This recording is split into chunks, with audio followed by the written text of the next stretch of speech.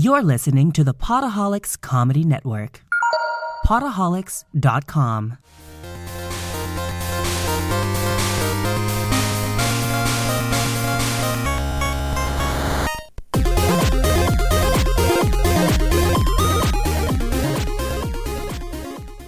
Welcome to Codex, a history of video games. My name is Tyler Osby. And I'm Mike Coletta. And today we're going to be discussing Chapter 7 from The History of Video Games by Stephen L. Kent. The Ultimate History of Video Games. By Stephen L. Kent. I always throw his L in there, too, because what about other Stephen Kents? I don't want to get confused. That's true. Stephen L. Kent. That's right. Yep. So let's just dive right into it. Yeah, let's do it. So it actually started today with, this is going to start the home console idea. Of Atari. This is where it all began. And Harold Lee was an engineer at Atari, and he proposed a device that would let people play Pong at home. Shut up. Pong is only for the arcade, bars. It's crazy. Wow. But here's the thing about this, is it was actually really good timing for Harold Lee to say this. I don't know if he did this intentionally or not, because the Magnavox Odyssey was actually at the end of its life cycle. So this was like a couple of years in. It was feeling kind of old. Yeah, it was like the sales were down. Like its heyday has ended. It's sort of run its course. Yeah. So they decided to use the same basic digital technology in their coin-op games, but use it for a home console. So they did a chip prototype. They did like the logic design during the day, and then Al Alcorn's wife would wire wrap at home, which I don't know what that means. I'm guessing it means like organize the insides of the console. That sounds right. I feel like I should know what wire wrap means, but I don't. I feel like it's like wire management. This would be a great thing. If you know what wire wrap means, you can email us at codexhistorypodcast@gmail.com, and we will talk about it on the air, and you'll give us a little something. Great. Perfect. Yeah. So we have an email now, so you could email us to our Gmail account. And Harold would lay out the chip design on his computer at night to save the company money. Like, this is one of those things where they were working on this, but I don't know if it was entirely on the books at Atari. Like, I think they were kind of working on it as a side project, because this is kind of the love of the game thing, you know? Mm-hmm. All these people just loved making video game stuff. They originally named it Darlene, after an attractive employee, because we're still in that age where it's weird, That's not okay. It's not okay. It's not okay. But the finished product was called Home Pong. Man, it must have just sold like gangbusters. Well, yeah, it was actually cheaper for them to produce than the Magnavox Odyssey, because the price of digital, it was way simpler, I think, than the Magnavox Odyssey, but it only played one game. And it looked sharper than the Magnavox Odyssey, and it had one knob on the paddle, which was the first time that happened. Because the Odyssey had two, right? Yeah, the Odyssey had two, so it could spin the ball. Oh, so no extra spin on Home Pong? No extra spin on Home Pong. But it did have that thing where it would speed up, as you'd go. Yeah. So I think that was a pretty cool feature. The other thing is Home Pong just played Home Pong. They didn't do any other games, because the Magnavox Odyssey had 12 games. And they were all really just variations of Pong. Yeah, really. And they were all just like, it was one of those things where you'd put it in and it would be like a cartridge, but really would just link the board in a different way to change the game. We talked about that last episode. And they had overlays you could put on the TV to like, oh, it's a hockey rink now. Yeah. It's a tennis court now. I really like. I really like that as a thing. Bushnell saw the prototype, though, immediately and decided to order chips for it. Like, he didn't even know how he was going to market it yet. He just wanted it to get made as fast as possible. But the problem was it was too expensive for a toy store. Oh, because toy stores are trying to sell things not to kids, but you got to convince the parents, right? And if something is really expensive, they're not going to want to get it for their kid. Yeah, exactly. Yeah. They're not going to want to. They're not going to want to pay for it. Like, the thought was, like, he actually told one buyer of a toy store told Bushnell that nothing in the store should cost more than $29 unless it was a bicycle. Wow. Yeah, and that's $29 in 74, $73. Yeah, which is not a lot of money. But is a lot. It's not a lot of money to us now, but then it was like, it's probably still under $100. Yeah, that's true. We could have done that conversion for that. Yeah, it's not worth it. Eventually, Gene Lipkin, though, went to Sears. And while they initially said no, he convinced them to sell Home Pong in the sporting goods department. Oh, because it was like tennis at home. Yeah, in the wintertime, people didn't buy basketballs or baseballs anymore. They usually buy ping pong tables or pool tables. But why not just have that on your TV and save a lot of space in your room? That's kind of how they decided to market it at first. Yep. Sears used to be, well, they probably still are. I haven't been to a Sears in years, but they used to be like, they would have all kinds of electronics and like cool stuff. Like I've bought computers there. I don't even know if they sell computers anymore. I don't know. The last time I went to Sears was, I think, here in Burbank, California, like a year ago. And I went to go buy a Craftsman drill. And I bought the drill. And then a month later, they're like, we're not going to just sell Craftsman at Sears anymore. We're opening up the market. Because it used to be Craftsman was the Sears only brand. And it was actually a pretty good brand. And now they were like, we're losing money. We could sell these on Amazon. And I think that's what... Sears used to be a huge thing. Because I remember there was a Brady Bunch episode where they went to Sears and they're like, kids, we're going to Sears. And all the kids were like, yay! We should do a whole episode on Sears. Yeah, right? We could. The history of Sears. Do you want to talk about Tom Quinn, the Sears executive? Yeah, so he wanted them to sign an exclusive contract, but Gene Lipkin was like, nah, I don't want to narrow the market here. But because Gene still thought that they wanted to get this stuff in toy stores as well, because the market was really kids. Yeah. Right? Getting it in the Sears sporting goods aisle was like a way to get it somewhere, but he didn't want to narrow himself there too much. Yeah, so. they were trying to really market it as like a game, you know? So I thought this Toy Expo thing was pretty interesting. Oh, what's the Toy Expo thing? So they wanted it to still be a toy for kids, so they decided to go to the 1975 Toy Expo, but they didn't understand how the Toy Expo works. So Atari had a booth, and they had buyers come by, and they were very interested in the product, but they didn't understand that at Toy Expos, all of the deals go on in private rooms of hotels, like where they actually demo the product and they sell it there. They don't sell it on the toy room floor. Oh, so it's like you gotta set up time and meet with somebody, and then you like bring your briefcase to the hotel room. And you're like, check out my sweet home Pong. Yeah, you want to buy 100,000 of them? Yeah, they have a trench coat on. And it's really sketchy. Like, hey, look at this. Yeah, it was one of those things where they actually just lied. And I think Tom Quinn came over to the booth at the Toy Expo, and they're like, how's it going? They're like, oh, it's going great. It's going really good. And just lying through their teeth because they were not doing well at all.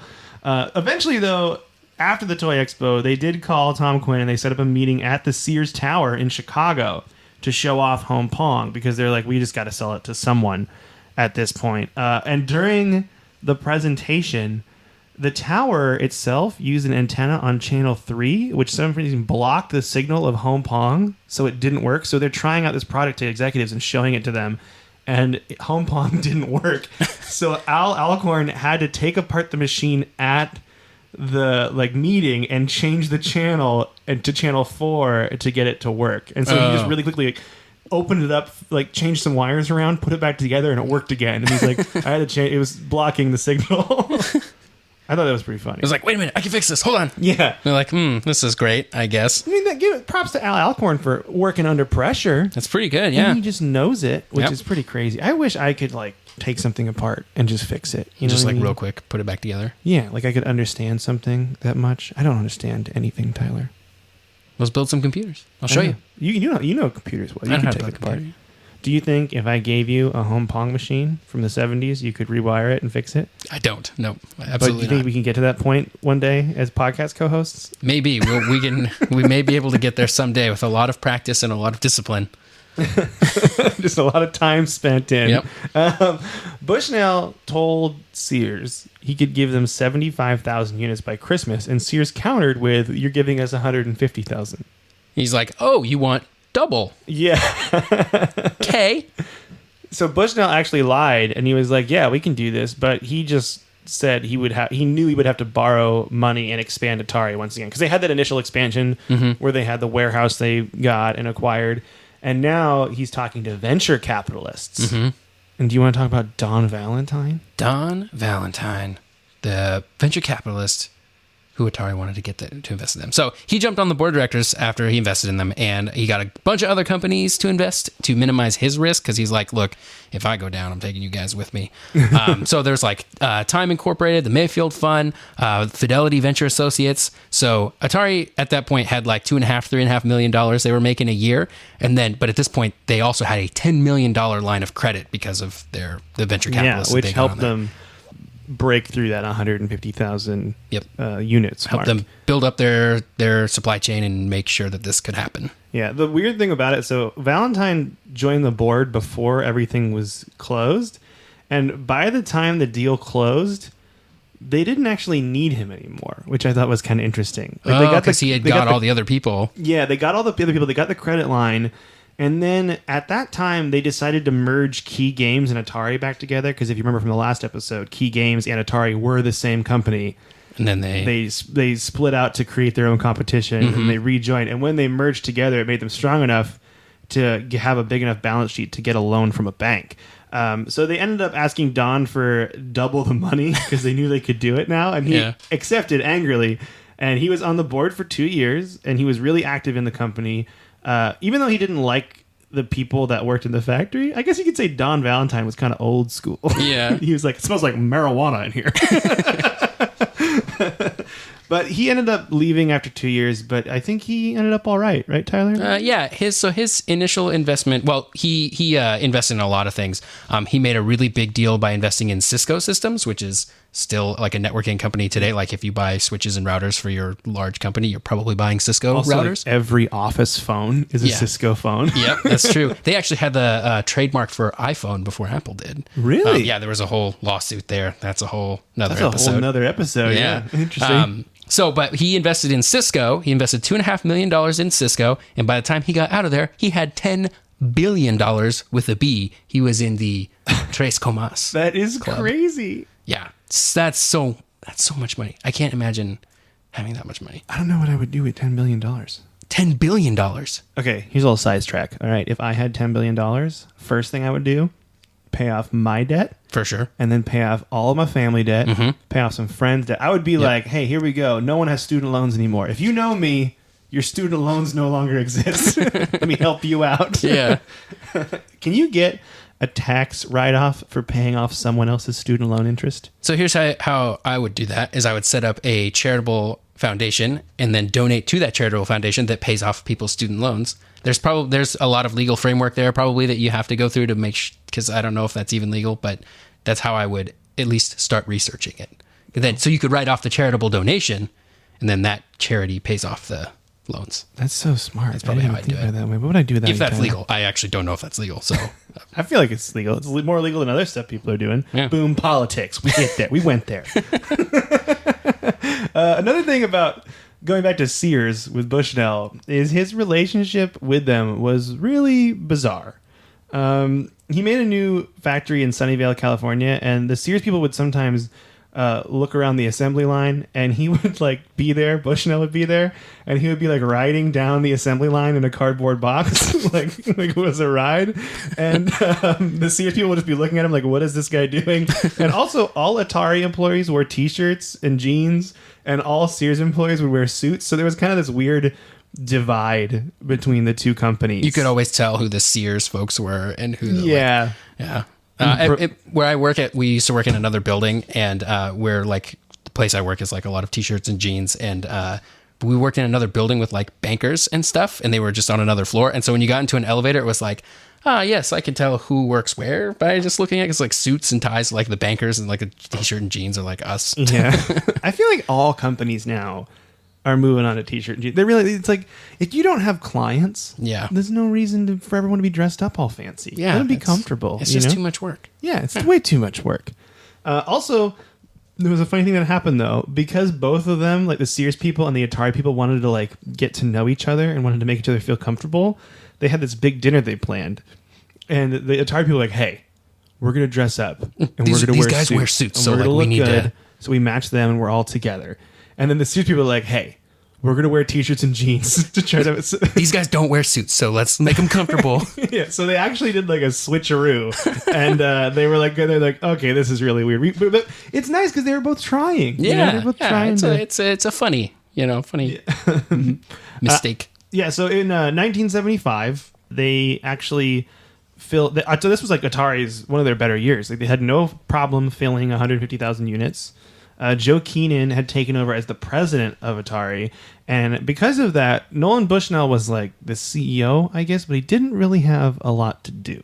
Oh, well, he I wasn't mean, in that's charge. kind of the way you want to do it, right? If you're properly setting up your leadership structure, if you don't have anything to do, that means you did it right? I guess that's true. Yeah, like if you don't, it should be that. Yeah, that makes sense. Yeah. I mean, you want to work yourself out of a job so that you can find more things to do. Yeah, you get more free time. You can go More free time to design more games or do whatever you want. Yeah, and actually, Nolan Bushnell had a little bit of a problem with this because he, I think, was one of those people that needed something to do. And so he would go around in different departments and kind of meddle in the affairs of them and be like, oh, you're doing that way, you try to do it this way. And as a result of that, in engineering, Al Alcorn, actually he's in R&D, sorry, Al Alcorn had a rule where if Bushnell asked an employee to do something, they only had to do it if he said it 3 times. Trying to avoid the old swoop and poop, Yeah, I call it. exactly. Where the boss comes in and says, hey, you need to do some things differently, and then leaves. Yeah. And you're like, okay. And then if it did happen 3 times, then Alcorn, you'd have to go check in with him and be like, am I supposed to be doing this for sure? And it got to the point where he even had like a special beeper. Alcorn did. So if he was out of the office and then Bushnell showed up and Alcorn wasn't there, he had to speed over there real quick to like get him away. Red alert, red alert. Bushnell's here. Yeah. But Bushnell was smart and he found out about this. And so he had a spy in R&D. Wow. And you know who that spy was? Who is that spy? Steve Jobs. The Steve Jobs? The Stephen P. Jobs? Stephen P. Jobs. Is that his full name? Yeah. Oh, wow. I actually don't know what the P stands for, but his name was Stephen P. Jobs. Is it phone? Yeah. Probably phone. Yes. Paul. Actually, it's Stephen Paul Jobs, I think. I'm going to look that up right now. You look that up real quick. So we're in 1976. Yep. Yes. It's Paul? Yep. Yeah, nice. The league, and then 1976 taught 2 big things happen. The first thing that happened was the legalization of pinball. And if you recall in the first episode, we kind of talked about this for a bit. Pinball was illegal because it was seen as gambling. And then it was legalized on Roger Sharp's birthday. Refresh my memory who Roger Sharp On is. August 1st, 1976. I believe that was the man who actually did the pinball playing. Remember that? Oh, the dude. The guy when they called him in and were like, look, you need to prove that this is a game of skill. And he's like, check it out. how good I am it at was that pinball." guy. And he's like, "Ba-ba-boom," when he did it. Yeah. "Ba-ba-boom," sir. Sound effects. Yeah. And that was on August 1st, 1976 that he legalized it by calling his shot. Oh, yeah. That was that thing. We were Yep. talking about it could be a Disney movie. The second thing that happened in 1976 was the first instance of violence in video games and some controversy with that. Oh, man. And that was Egsty Games, founded by former Ramtech executive Pete Kaufman, released a driving game called Death Race. That sounds pretty violent. Sounds pretty ominous. Do you want to talk about Death Race? Yeah, so the first game they made was called Destruction Derby, and it was like players would take out, there were other cars, you were driving a car, and there were other cars in there that were like kind of moving this sort of like zigzag pattern, and they were controlled by the computer, and you would like try to like run into them or whatever. So when Chicago Coin bought that game, but then according to Kaufman, they never paid him his royalties, so that sucks. So Kaufman re-released the game and added skeletons that the player ran over, and then when they were run over, little crosses would appear in their place, and so once it got out that there was some controversy here, the game, of course, became more popular because that's how that works. Only 1,000 of those games were sold by Exidy, which is like a small amount compared to games like Seawolf and Gunfight, the games that were made by Midway. But Death Race is the one that took all the flack. They were on CBS's 60 Minutes, that show. Yeah, they were like pretty big. And it's interesting because I was trying to figure out like if they were so popular, why didn't they sell 1,000 games? And the reasoning was it was a popular machine if they had it, but so many people were afraid to have it in their bars because they're like, "There's controversy with this. We don't want to be we don't want to be the pizza place that has the Death Race game." This bar is a place for children. Damn it! Yeah, right. And when defending the game in public, Exidy spokespeople said the game was about killing demons, and they actually were skeletons, like demons. That's what they said it was. But in private, they knew like this is going to help us sell more games and get more publicity. They knew what was up. Yeah. Death Race 2 came out in 1977, and the game had the same gameplay where players ran over the stick figures, but even in Pete Kaufman was like, yeah, it's essentially the same game. We just like did some minor changes. The first like rehash sequel. Yeah. It was other people in the industry were nervous about it though. Like pinball being legalized and Death Race they were worried it would like cause controversy because the pinball thing was like gambling and they didn't want that to come back. And Death Race, like I didn't know Nolan Bushnell like spoke about it. He's like, I don't like Death Race because he doesn't like it. You shouldn't be killing people in games. Is what he thought. He's like, flying saucers are okay, tanks are okay, but not people. And that's kind of interesting to me because now that's you like all you do in most video games. Yeah, you just kill electronic people. Yeah. Yeah. Well, that's we're gonna have to get there eventually when we get to the current day. Oh, when we get to the 90s, there's gonna be a whole thing about the we'll early talk about 90s. Mortal Kombat, And Hillary Clinton's all in there trying to take away people's video games. Oh, yeah, I forgot about that. Yeah, it was a whole thing. That's gonna be exciting. Did you ever play? Did you get to play Mortal Kombat as a kid? No, my parents were very strict. You will play games that are rated age appropriately. So, like, I couldn't play teen-rated games until I was 13. I did, of course, at, like, friends' houses and stuff. So, but I never had them. Halo was mature, right? What? Halo was mature. Yep, and I didn't play it except at friends' houses. Yeah, that's exactly what happened with me, too. And then I remember the other one for me was GoldenEye. Mm-hmm. Like, I remember putting on GoldenEye and playing it with paintball mode on so my mom wouldn't get mad. Yeah. It's just rainbows. It's fine. In a game, if you could turn the blood off, that made her feel a lot better. Yeah. So, even though, like it really does anything. Yeah. We got plenty of time still. I think we can do Chapter 8. You want to do Chapter 8? Let's do Chapter 8. Okay. Great. Atari actually... So, now we're at the point where Home Pong's come out, and they sold all 150,000 units in the first season. Wow. So they did it. They offered 75,000 units. Sears was like, you're going to give us 150K. And Atari was like, okay. And they expanded, delivered 150K, and then sold them all out. Sold all of them. Holy moly. Yeah. But in 1976 now, they had more competition. The Jackals are back, as they would say. There were 75 other companies promised to release home tennis games to compete with Pong. Not all 75 ended up releasing them. It was just like people being like, we're going to have one too. And they announced them and they just never came out. Did they not have any original ideas? They were like, we can do that also. Yeah, I think that's just the way business works though. Like we can do it cheaper. And Yeah, okay. I mean, I guess that's competition. Look at Fortnite, PUBG. May the best ping pong game win. Yeah. It was happening back then. It's still happening now. Magnavox actually released the Odyssey 100. But instead of playing 12 games, it just played Pong, which I thought was like a big step backward.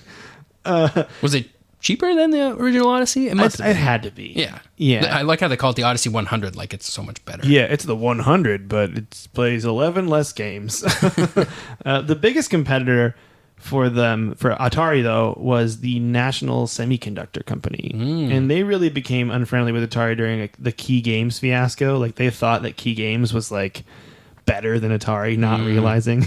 Console wars. Yeah, it was at the point that they stopped selling chips to Atari. Wow. But luckily, Steve Bristow, the engineer behind Tank, developed piggyback boards that had the same function as the chips.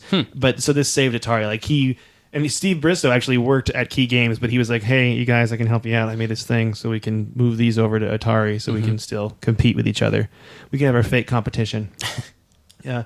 But National Semiconductor came out with a bad Pong game. A bad one? Yeah, like it was just not as good. Like, the build quality was bad. It was like, just, how do you mess up? Yeah, it's weird because how would you mess it up? Like you could, I feel like you could just take a home Pong machine at this time, take it apart, reverse engineer it, and make your own. Make a minor change. Yeah, it's definitely that easy. Yeah, I know for sure. Oh yeah, but Tyler and I are constantly taking apart iMacs and just selling them as our own. Constantly reverse engineering Xbox Ones and just selling our own. Yeah, that's why we call it the Tie Box 3000. That's right. Atari did try to throw a patent at them, though, because they were like, this is a blatant ripoff, and not only that, it's like really bad, but the patent in itself was bad, because remember before, when Nolan Bushnell hired that, he called him a lazy doofus lawyer? It just didn't work. Another big competitor came from the Connecticut Leather Company.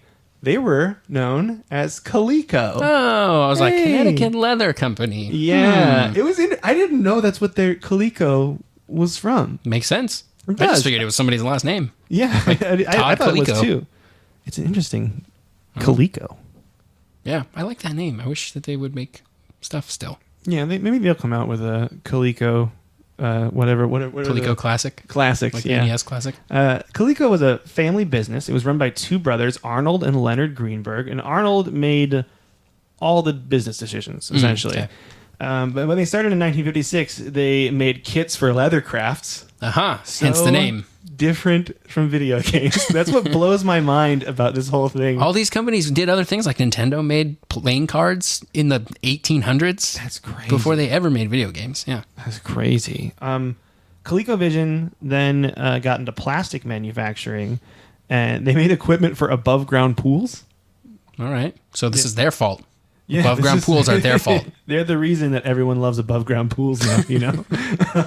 But finally, they bought, 10 years later, Eagle Toys. Okay. And they decided to start entering the toy market by making tabletop hockey and football games, like the ones with the little sticks and the little guy. Like it's like foosball, but Foosball or air hockey. it's kinda. like hockey figure games. Yeah, kind of like that.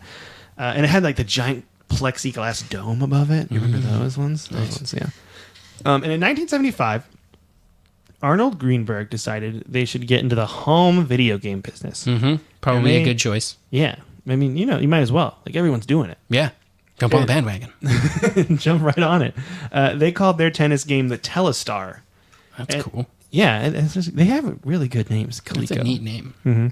And they ordered all their chips from the General Instrument Company, which was the company that most other video game companies ordered chips from at the time. So they're the real winners. They are the real General winners. Instrument. General Instrument really, really was doing well at this time.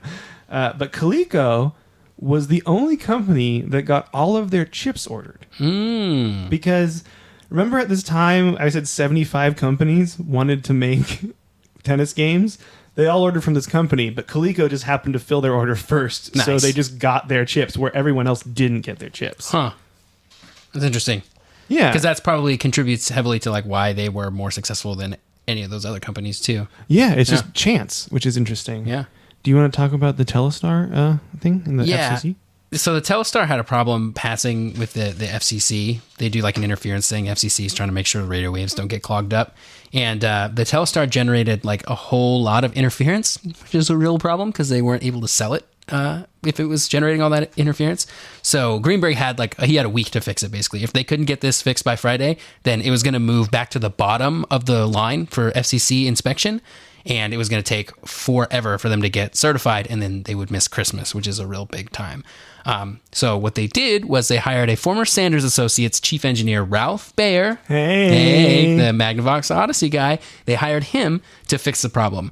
So they agreed to help if Greenberg agreed to sign the contracts that they had with Sanders Associates. So they had they were making some deals, and Ralph Baer was like, "Hey, I'll do this for you if you go through on this deal with us." So once they signed those agreements, Baer went to work. He didn't get it the first day, but when he came into work the next morning, he found a ferrite ring that choked radio signals. He created a shield out of that, which made the Telestar pass the RFI tests. Yeah, and it was very much by chance, too. I think he was just some other department was working on this thing, and he was like, oh, well, I could use that. Yeah, and you'll see ferrite cores on stuff still. If you have a cable for, sometimes headphones have them, or USB cords will have them, those little plastic things that are near the plug. That's a ferrite core, and it's for reducing interference. Oh, I didn't know that. Well, there you go. You can buy them too if you have cable interference problems. You can clip them on your cable. Tyler, I learned so much from you. What a great little piece of information. Yeah. Mm-hmm. Well, there you go. Ferrite cores. That's what they're called. Yeah, the Telstar came out on Father's Day, 1976, because dads love ping pong. Mm-hmm. And they sold over $100 million worth of consoles. Holy moly. And rose to the top of the consumer game business. They overshadowed Atari. Wow. But this was short-lived because a console released by the Fairchild Camera and Instrument Company, again, these are random companies, it changed the game forever. They released a company called Channel F, which they used because they kind of changed the game with transistors, and this was the first console that used that. And the Channel F was different because they had a controller with triangle handles, and it looked like a bomb detonator. That's what they said they described it as. But most important, they had cartridges, interchangeable game cartridges. The Channel F It all started here. Oh, man. This is the first company with cartridges. I'm so excited we got here. Yeah, me too. Because up till this point, all of the home consoles would play either just one game, or they would have like a set of games that you'd like flip switches basically to access the other games. Yeah, the Magnavox Odyssey had the interchangeable games by switching out circuit boards. Yeah.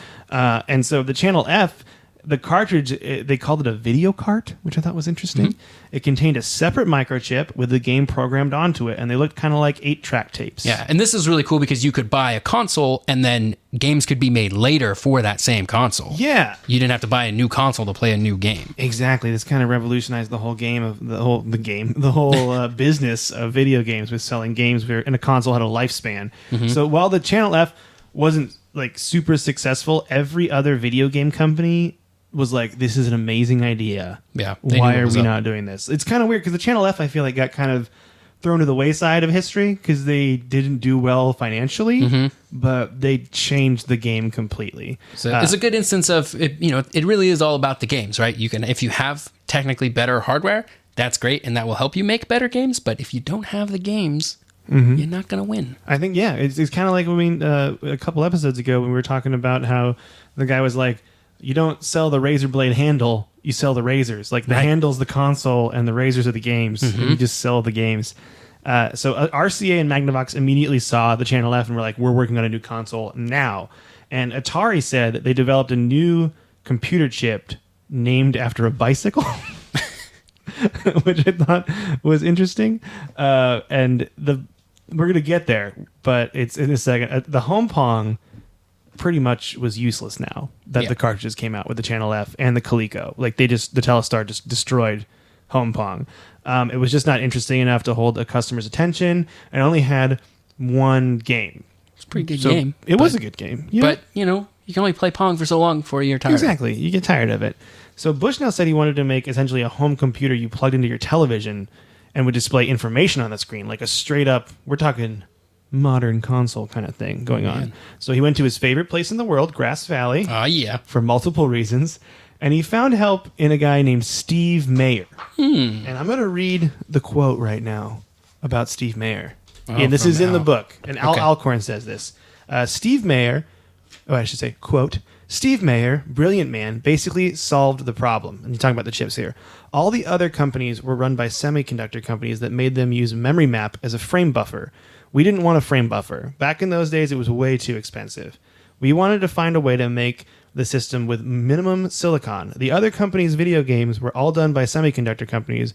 We were the only one that did our own design. And this is important because they're about to like completely change the way it was all done. And what they did is they took MOS Technologies, made a chip called the MOS Technologies 6502 General Purpose Microprocessor. And Steve Mayer took that chip and built off of it. So they built their own microchip, essentially, for their games. And it was designed, and the custom chip was named Stella after an engineer's bicycle. Oh, there you go. Which is weird that the guy named his bicycle. Well, but then again, my car's name is Edith, so who am I to judge? Yep. Do you have a name for your car? You know, I actually don't. We should look into that. I should.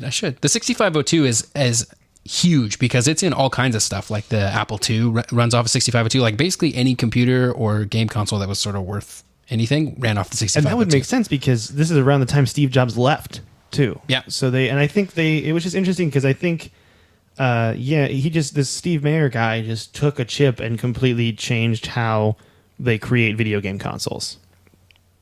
Harold Lee advised to manufacture the Stella chip, and there was only one guy that could do the job. An expert at Cinertech named Jay Miner. He was the chief microprocessor designer, and he'd already worked on custom chips for Atari. And Al Alcorn asked if they could hire Miner as a consultant for Atari, but he could still work at Cinertech. And they said yes, which is good. They said yes, because if not, it wouldn't happen. And the Stella development team was Miner, a mathematician named Larry Wagner, and an engineer named Joe DeCure?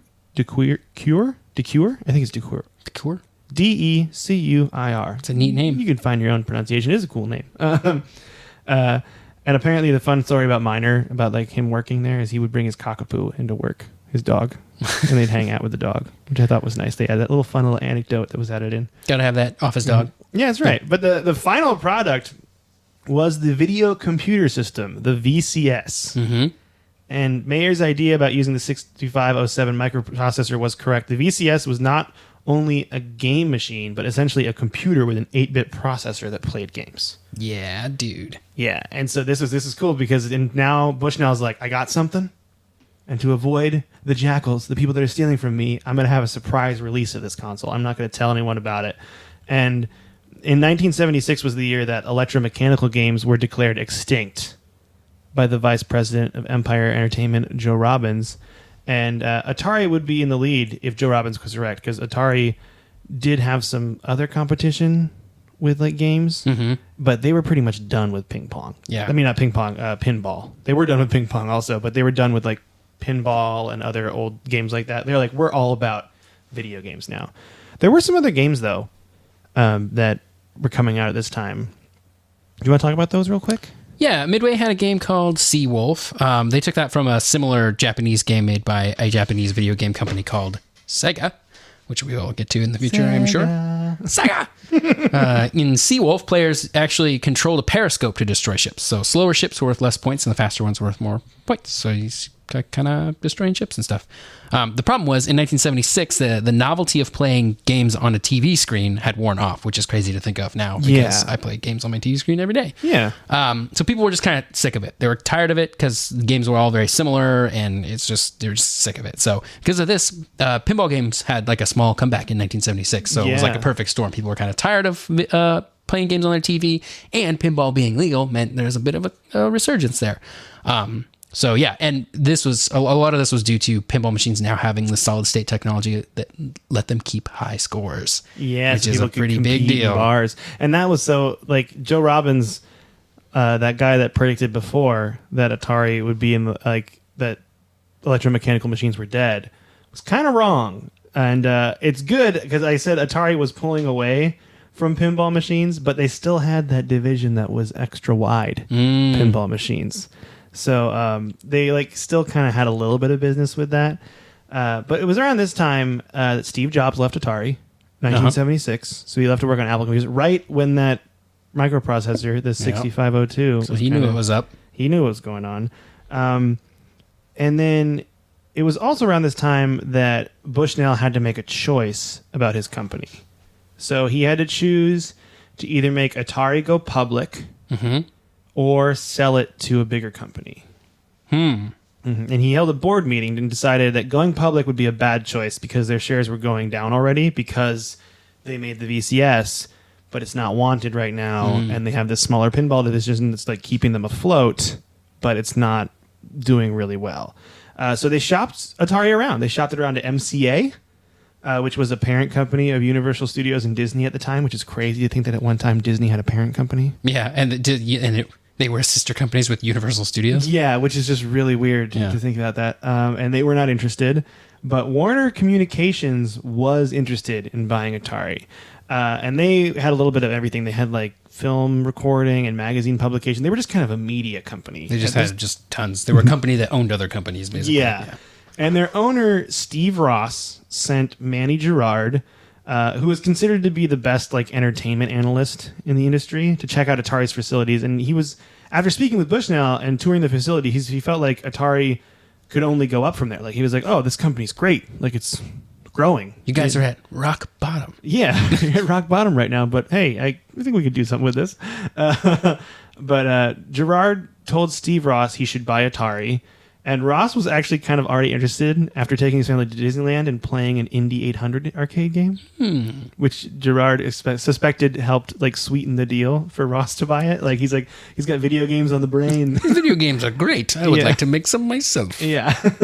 And Steve Ross's lawyers met with Atari and they hashed out a deal. The deal though was almost ruined because of Nolan Bushnell's ex-wife found out about his infidelity, so that he had to settle with his ex-wife first out of court before the deal could be finalized, because otherwise she would have part ownership of the company within Warner. Oh, no. It was like this weird legal thing. Yeah, they had to figure that out. The deal didn't go through. Oh, yikes.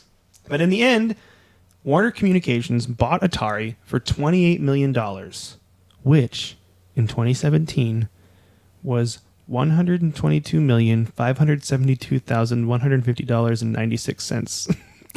So A lot of money. A lot of money, yeah. And Warner was cool, and they left the original board members intact, and Bushnell was still the chairman, and Joe Keenan was still the president. Oh, nice. So they got to sell to a large company, make a bunch of money, and still get to run the business. Yeah. That's good. Also, I got a little confused here. I should clarify that the they didn't we're right now right before the console's release. Mm-hmm. The VCS. So, yeah, right before the VCS release. So pinball is going to come back. They haven't released the VCS yet. They're kind of in between. Like, should we be working on pinball right now, or should we be working on the VCS? Like, what should we be doing? So it's kind of a rocky time right now for Atari. And they got off to a kind of a weird start, first because of a fun incident that happened where Warner execs went on Nolan Bushnell's boat in a cruise around the Bay Area in California, and they hit a buoy, and they were worried their boat was going to sink. Oh, no. That's how they got started. Yikes. Not a good business start out. No. But the consoles began to come out in 1977. You want to talk about that, Tyler? Yeah, so RCA came out with their Studio 2 in January. It also had interchangeable cartridges, but a serious design flaw. The games are all in black and white, which by this time, it's not going to fly. Not cool anymore. Color TV, it's all there now. Yep. Magnavox released the Odyssey 2 in September of 1977, and then Leisure and Bally also released new systems. Yeah. Allied Leisure. Is that the name of the company? Yeah, Allied Leisure. I know. Allied Leisure. Yeah, it sounds like leisure, but you're really tough with it while you're doing it. Like, we're all going to be together while we relax. So they also released new systems. But at this point, in October of 1977, the VCS was released along with 9 game cartridges.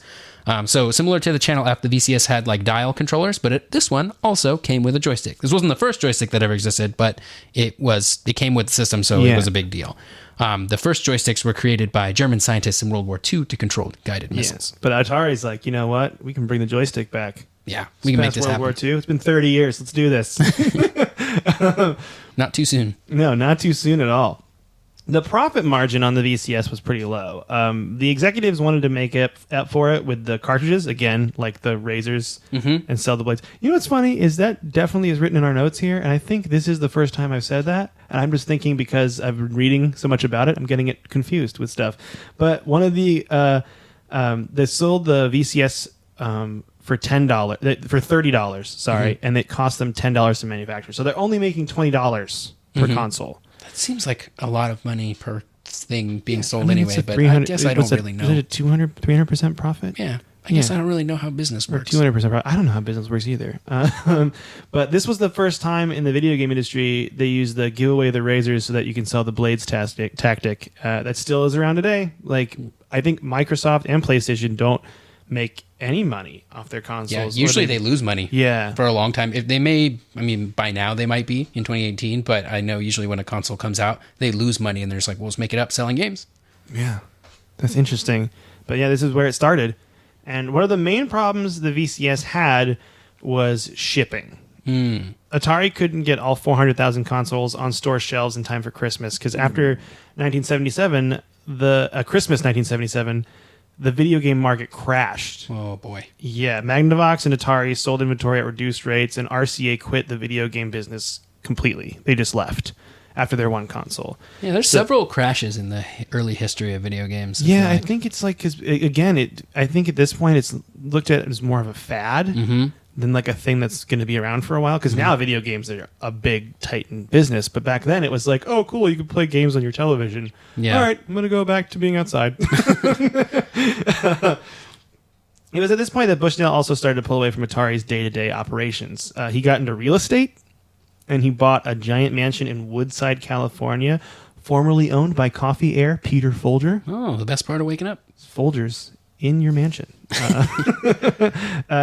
Atari sales were steady but not great in 1978, and Nolan wanted to ditch the VCS and start with a new generation of console. He didn't like the idea of refining what you have because he felt your competition would catch up with you, and this was kind of his like thought process behind the whole Jackals thing. He called the idea "eating your own babies." By the way, very subtle. That's a great image. Yeah, so it's kind of this weird thing happening now in 1978, where it's like Warner versus Bushnell. And it started in February 1978 when Warner hired a consultant to help turn around Atari named Ray Kassar. He was the former vice president of Burlington Industries. He also went to Harvard and was the youngest VP in Burlington history. And he was described by people as liking tailored suits, fancy meals, and being chauffeured around in limousines, which is not Atari. Not at all. That is the opposite of Atari. Yeah. He even said he knew nothing about video games, but after testing the VCS, he said it had promise and he could make Atari a profitable company again. And do you want to talk about them button heads? Yeah, so they definitely butted heads. Kassar got there at 7:30 in the morning, and Nolan wore T-shirts that said, "I like to screw." So, like, there's a difference there. Like, Kassar's like, "I'm going to wake up early and come into work," and Nolan's not doing that. Their biggest disagreement was that Kassar wanted to make the VCS the main component of the Christmas lineup, and Bushnell was like, "No, we done. The VCS is out. He's We're like, done with that. Get rid of this thing." Yeah. So the final battle was at a budget meeting in November of 1978. Nolan Bushnell stood up and said that they should just get rid of the pinball division, drop the VCS price, and then try to sell the software for profit. Gerard and Kassar just felt like Bushnell didn't care anymore. They thought that was a terrible idea, and he's clearly off his rocker. And he's also, like, Bushnell at this point was very much like, even though pinball was seeing a resurgence in the late 70s, early 80s, he's like, this is not what I want to do. This is not the thing I want at this time. Like, I want to do... he's kind of one of those guys that I think wanted to keep evolving the industry. Like, he wanted to keep creating new stuff because that's what drove him. And I don't think he really cared about the business thing anymore at this point. Yeah. So what happened was Gerard had a private meeting with Steve Ross after that budget meeting in November 1978, where they essentially gambled everything on selling the VCS for Christmas, like really pushing the VCS. After the meeting, Gerard returned to California and learned that Nolan Bushnell held a board meeting without any Warner representation. Yikes. Which is a big no-no. Yeah, but I should have done that. Yeah. So Gerard got a lawyer and dismissed Bushnell from Atari. Joe Keenan also left after Bushnell was sent to the beach, as they called it. In quotes, yeah. Forced retirement. Yeah, exactly. Bushnell and Keenan could still make money while on the beach, though. They would still collect bonuses if Atari did well. Unfortunately, this also meant that Bushnell was knocked out of the video game industry for 7 years because he had a non-compete clause in his contract. Oh, wow. Yeah. So Kassar replaced Bushnell as the CEO of Atari, and people started leaving because no one had any confidence in this guy that did textile sales. Oh, yeah. So been there. That's an Apple thing, too. That happened. Really? In Apple, yeah. When John Scully joined up, because he was, like, originally from Pepsi. Oh. And they were like, this guy is used to selling soda. So it's really interesting that if you're an executive, then your job is just be an executive, no matter what the company you're working for, what the product they sell or anything. Like, you're just an executive guy. That's really crazy to me. Yeah, that's nuts. And the fact that people can get like they call it sent to the beach, where it's like, we're still going to pay you, we just need you to not do anything here. Yeah, because the perceived damage you are causing outweighs the amount of money we're paying you, so just let us pay you and then just go do nothing. Yeah, which is interesting because Nolan had already kind of a side project at this time, and I didn't know this. I didn't know this thing at all.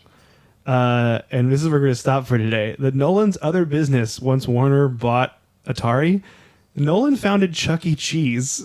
But I didn't know this at all about him at all. Like, did you know this? No, I had no idea. Yeah, this is where we leave off, is Nolan started Chuck E. Cheese, the kids' arcade. Still going strong. Yeah, and that's where we're going to leave it. And I creepy think animatronic. the creepy animatronic Animals. dancing. Yeah. The Five Nights band. at Freddy's. Oh, yeah. I never played that game. It looked too scary. It's very scary, I think. Oh, yeah. I played briefly. It's not a fan. not a fan of being scared. But anyway, that was next week. We'll get into the return of Nolan Bushnell, because he does make a triumphant return. So return. We're gonna start there next week. But anyway, what you been playing? We've been playing something. Well, we've been playing. So I played since. There's been a significant gap in time between the recording of episode 3 and 4. So I'm playing a lot of different games. I played the first 3 games in the Splinter Cell series, finished them, loving it. I will play the next 3 games as well, but I'm taking a little bit of a Splinter Cell break to play Destiny 2 because Warmind expansion came out, and I haven't played Destiny since like December, and I'm having a lot of fun. I'm having a lot of fun too. It's so good. I'm even like, because Tyler's got it good. He's got some people he plays with, which is nice. But I've been playing it as a solo guy, trying to like find LFG raid teams on Xbox, and it's working. Like I am getting raid teams. Granted, the raids still take like 3 hours. Yeah, but it's Still fun. Even when you know the people you're playing with, they still take 3 hours. The reason Mike and I don't play together is because I play on PC, he plays on Xbox. Otherwise, we would totally play it together. I mean, I want to do everything I can to just buy a gaming PC right now, but I don't have the money, unfortunately. When this podcast takes off, it'll be the first thing you can get. We'll be playing Destiny 3 day one together. Yes. Also, though, another thing that we've been doing that's pretty cool is Tyler and I have been playing Halo 3 and 4 co-op together. Yep. Like, I bring my Xbox over, and then I put it on a different TV, and we play 3-player co-op. Yeah, we've been having a lot of fun with that. We finished 4. We finished Halo 3. Yeah. Oh, yeah. I also finished Halo 5 on my own because it doesn't have split-screen co-op, so I didn't play it with friends. You've been really wrecking that library. I love it. I played Halo Reach also. I've played through all of that. You're inspiring. Yeah. Well, I've got my board now that keeps track of all the games I'm trying to play, and it's really... Can you tell them about this? This is a really good idea. Yeah. So I'm using a service right now called Trello, where basically you can set up... It's kind of like a thing for agile companies that they use to like keep track of the things they're doing, like a ticketing system. Like if you've ever used Jira or Favro, it's a similar concept. But I'm using it to keep track of all the games I want to play. So I have a list of games that are in my, like, these are the games I want to play. I have a list of games in an on deck category that are like, these are the next games that I'm playing, and this is the order I'm playing them in. Then I keep track of the ones I'm currently playing, and then I have a nice little list on the far right. That's all games that I finished. And when I finish a game, I can just drag it over to the finished, and it's working really well. And it keeps me focused on clearing my backlog, because I know a lot of people out there have a similar problem with me, and they got a big old backlog of video games to get through. So it's helping me clear out my backlog, and it's very satisfying to see, oh yeah, I'm playing through these. So and then move it over. It's gotta feel move it over. I can share it. I'll send you the link. You can put it in the show notes if people want to look at my board. Ooh, yeah, I'll do that. You can keep track of it. Yeah, it's cool. Let's do it. You can look at Tyler's show notes, his board in the show notes. Yeah, his Trello board. Trello board. Yeah. All right, cool. That's good. I feel pretty good about the episode, dude. We got a lot done. This is a big episode. This is a meaty one. Yeah, we got through 2 chapters, 2 meaty chapters, so that's good. So, and it's only gonna get meatier, team. Hey. It looks like we got some more stuff coming up. It's gonna be fun. But thank you so much for listening, and we love you. I think we can say that, right? You love them, I love them. Yeah, absolutely. So we love you, and say bye, Tyler. Bye, Tyler.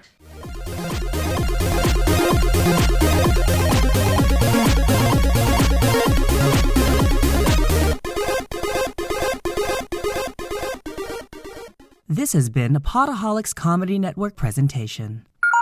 Potaholics.com